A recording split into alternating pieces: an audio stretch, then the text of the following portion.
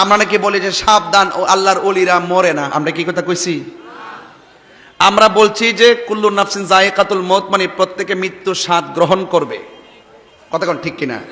কিন্তু ওলি আল্লাহরা সাধারণ যেভাবে কবরে জিন্দেগিতে যায় পরে থেকে, ওলি আল্লাহরা তেমন না। ওলি আল্লাহরা কবরে জিন্দা এবং আল্লাহর পক্ষ থেকে রিজিক খায়।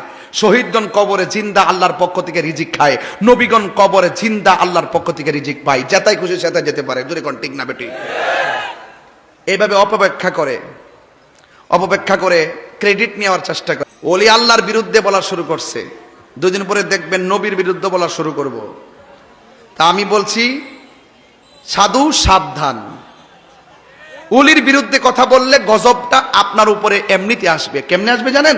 মান আদালি ওয়ালিয়ান ফাকাদ আযানতুহু বিল হারবে। আল্লাহ এই কবরটারে ওপেন করে দাও, মহিলাটা যেন তার সন্তানটাকে ডাইরেক্ট দেখতে পারে। আচ্ছা বলেন তো, নবীর কথা কবুল হবে কি হবে না?